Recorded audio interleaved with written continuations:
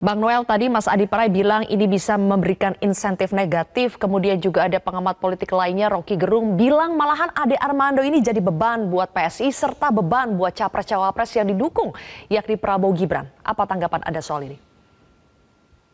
Kalau saya respon apapun terkait pandangan seseorang, saya selalu senang ya, karena bangsa ini juga boleh anti terhadap sebuah kritik.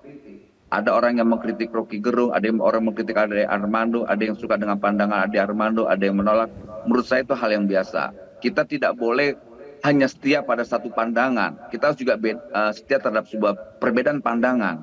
Kemudian Ade Armando menyampaikan, sekali lagi, saya tidak melihat sedikit pun niat terhadap Keraton Yogyakarta itu niat buruk sikapnya Ade Armando, tidak ada. Saya melihatnya apa yang disampaikan Ade Armando sebuah fakta dan kenyataan, dan itu memang ciri khas dalam sebuah sistem monarki. Nggak ada yang haram, nggak ada yang juga yang tabu, gitu kan. Kita bukan negara Thailand. Ketika mengkritik kerajaan langsung ditangkap dan dihukum. Di keraton ini kan sebuah kerajaan keistimewaan, dan itu emang sudah amanat undang-undang, gitu loh. Nah, yang disampaikan Ade Armando, loh, kenapa lu nggak berani kritik Jogja? Kenapa lu nggak berani kritik yang lain, keraton-keraton yang lain? Banyak di Indonesia ini entitas-entitas kerajaan yang masih tersisa, kenapa yang dikritik aja? Mereka masih menerapkan yang namanya politik dinasti. Apakah politik dinasti itu buruk? Tidak, menurut saya, dalam konteks sistem monarki, gitu loh. Karena mereka tidak mau juga model kayak saya orang Sumatera, kemudian bisa masuk di kerajaan Jawa. Itu nggak, hal yang nggak mungkin, gitu. Itu hal yang impossible lah. Jadi Oke. menurut saya apa yang disampaikan Ade Armando itu adalah ciri dari sebuah sistem kerajaan. Itu pasti pakai yang namanya dinasti politik, gitu. Apalagi tadi sudah ditegaskan oleh DIY, Gubernur DIY itu Sultan Hamengkubuwono, bahwa ya kami ini amanat undang-undang, keistimewaan itu dari undang-undang. Dasarnya apa? Sebuah penghargaan sejarah. Jadi menurut saya ya kita tahu semua lah bahwa Oke. Yogyakarta itu adalah daerah istimewa, dan itu daerah yang Ya. paling enak dan paling toleran dan paling indah. Oke, memang seharusnya tidak ada lagi perdebatan soal itu ya. Tapi kembali lagi Mas Adi Pray, kalau tadi menindaklanjuti apa yang Anda sampaikan soal insentif negatif, apakah betul ini bisa menjadi beban, pernyataan Ade Armando tadi bisa menjadi beban untuk PSI dan apalagi untuk Prabowo Gibran secara elektoral? Ya, saya kira memang Ade Armando ini bukan hanya kali ini saja selalu menimbulkan kontroversi. Jadi bayangan saya pemilu itu adem, damai, tanpa kontroversi rasa-rasanya agak sulit. Karena statement-statementnya memang seringkali menimbulkan kegaduhan. Sebelumnya kan juga ditegur oleh kawan-kawan PSI karena dinilai agresif menyerang salah satu partai politik tertentu. Sebut saja misalnya PSI. Tapi kan feedback yang didapatkan oleh Armando cuma traktir teman-temannya saja kan. Sekalipun kena teguran keras dan sanksi, paling mungkin nanti juga diminta untuk mentraktir seluruh pengurus DPP PSI kan. Tak ada sesuatu yang misalnya sebagai sebuah keputusan yang cukup serius untuk memberikan dalam tanda kutip efek jerah supaya Pak Ade Armando ini tidak mengulang statement-statementnya, minimal tidak menimbulkan huru-hara politik ya menuju Pilpres 2024. Apapun judulnya, Sylvia, bagi saya memang tentu Pak Ade Armando statement-statementnya yang cukup ofensif dan agresif dalam banyak hal seringkali merugikan pasangannya Bung Noel ini karena kan sentimennya negatif ya. Hmm. Meski kita tahu sentimen negatif ini tidak bisa dikonversi dan diserhanakan sebagai bentuk penurunan elektabilitas, tapi Hmm. sentimen negatif itu adalah sesuatu yang tentu saja mengganggu karena pada saat yang bersamaan Prabowo Gibran adalah capres yang selalu menarasikan bahwa pemilu itu damai-damai saja, tak boleh menyerang pihak yang lain dengan tuduhan-tuduhan apapun yang kemudian menimbulkan satu kegaduhan dalam konteks Pilpres nantinya.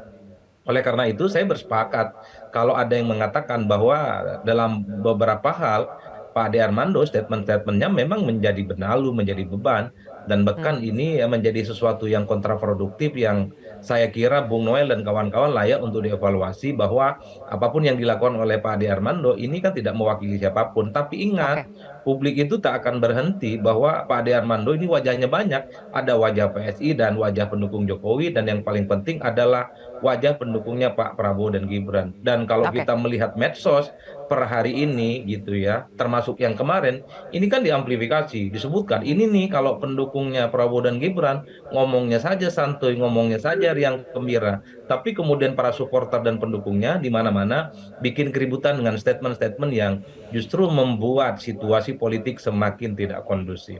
Saya kira di Oke. situ Silvia Ya, posisi saya, ya, Bung Noel ya. dan Hasto. Baik, berbicara soal evaluasi nih Bang Noel, kalau kita belajar dari kasus Ade, terlepas Anda mengatakan Ade Armando tidak punya niat negatif, tapi jelas ini sudah menimbulkan reaksi di masyarakat. Apakah TKN Prabowo Gibran akan memformulasikan cara untuk menghadapi kritik sejenis, kritik soal politik dinasti yang kerap ditujukan kepada Presiden Jokowi, Gibran, dan Kaisang supaya tidak menimbulkan impact negatif ke depan?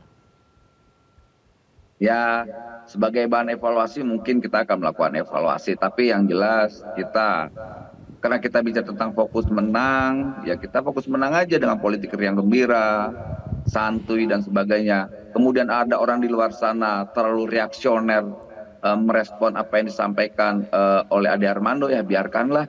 Gitu, kita paham kok mereka-mereka yang mengorkestrasi pernyataan dan pandangan Ade Armando, mereka kan cenderungnya partisan gitu loh. Kalau masyarakat keratonnya saya rasa, apalagi Jogja ya, masyarakat Yogyakarta itu orang yang adem ayem aja tuh orang itu. Orang yang apa ya menurut saya, ya kultur Jawa banget lah ya, jadi enak. Orang Jawa itu kan sopan-sopan, baik-baik. Jadi kenapa kami harus khawatir? Yang bikin gaduh ini kan mereka yang nggak suka dengan Pak Jokowi, yang nggak suka dengan hari ini Mas Gibran menjadi bagian dari kontestasi politik 2024. Udahlah, kita paham semua siapa yang mengorkestrasi ini semua, gitu loh. Kan kita tahu juga siapa-siapa orang di lapangan. Apakah ada orang keraton Yogyakarta? Nggak ada tuh, gitu. Kalau masyarakat Yogyakarta Yang Bang Noel hari maksud ini siapa menjadi bagian contohnya? politik. Apakah seperti Paman Usmannya Pak Hasto atau bagaimana yang Anda sebut mengorkestrasi partisan? Saya lihat teman-teman saya lah, itu kan karena ada bagian teman-teman saya, nggak mau saya sebut namanya lah, nggak enak. Saya nggak mau, udah biarkan kalau ini menjadi bagian kritik yang harus dievaluasi, Ade Armandonya kita evaluasi agar ke depan lebih berhati-hati dalam menyampaikan pandangannya. Saya ini orang yang kritis, saya nggak punya rasa takut lah kayak gitu-gitu, tapi saya cukup merespon dengan hal yang baik aja ketika orang reaksion terhadap pandangan Ade Armando, ya sudahlah. Kalau seandainya orang bilang Ade Armando nggak paham tentang sejarah, ya sudah, ajak diskusi aja. Gitu loh. Saya yakin Ade Armando juga punya pertanggung jawab secara moral dan politik. Apalagi beliau itu akademisi, dia itu politisi. Dia tahu apa yang dia sampaikan, apa yang baik dan buruk dia tahu. Tapi saya yakin apa yang dimaksud Ade Armando tidak sedikit pun ingin merendahkan ya namanya Keraton Yogyakarta. Tidak ingin merendahkan nama keistimewaan Yogyakarta. Tidak ingin merendahkan masyarakat Yogyakarta. Beliau hanya ingin menyampaikan kritik terhadap mereka yang mendemonstrasi. Baik, kalau begitu Bang Noel. Oke, sudah kita tangkap maksud Anda. Dan terakhir saya berikan kesempatan kepada Pak Hasto. Kalau ada reaksi yang balik memprotes pernyataan Ade Armando dikatakan sebagai bentuk partisan, ada orkestrasi, ada motif politik, apa jawaban Anda atas ini? Singkat Pak Hasto. Ya, kami teman-teman yang kemarin bergerak ke kantor PSI adalah komponen dari Sekber Keistimewaan. Dan saya pribadi bergerak di isu keistimewaan penetapan Sultan yang bertahta itu sejak Agustus 1998, beberapa bulan setelah reformasi.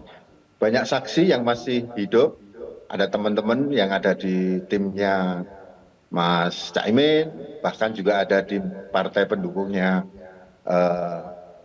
paslonnya Bang Nul, yang dulu bersama-sama dengan saya di Jogja 98 kita memperjuangkan penetapan Sultan. Begitu juga 2004 sampai 2009, 2009 sampai 2012, kami yang turun di lapangan Sekber Keistimewaan untuk mendorong digulirkannya rancangan Undang-Undang Keistimewaan. Jauh sebelum kontestasi Pilpres, bahkan jauh sebelum PSI lahir. Ya. Jadi artinya Anda juga tidak punya motif politik ya di balik memprotes Ade Armando? Kemarin kami adalah loyalis Keistimewaan Yogyakarta yang hari ini bergerak karena itu disinggung oleh Saudara Ade Armando. Jadi clear di sini justru malah tadi Bung Noel justru yang mempolitisasi gerakan itu adalah dari yang disampaikan Bung Noel. Kami adalah gerakan rakyat. yang ada di Oke. Jogja yang selama ini mengawal undang-undang keistimewaan. Jejak digitalnya ada semua. Nama Baik, saya kalau begitu. banyak beredar jauh sebelum persoalan ini disoal oleh Saudara Ade Armando. Jadi clear, Baik, tidak Pak ada Hasto. orkestrasi politisasi di sini. Ya, Pak Murni Hasto itu kan ucapan teman Ade pokok Armando. lah. Kita kan tahu teman-teman saya semua, Pak Ya. Hasto. Oke. Saya kan meluruskan Sayang sekali yang apa tadi Bapak-Bapak, Anda waktu kita katakan. sudah habis. Tapi kami sudah mendengarkan pandangan dari semua pihak, dari Pak Hasto, Bang Noel, dan juga Mas Adi Praitno. Terima kasih sudah bergabung bersama kami di Prime Time News hari ini.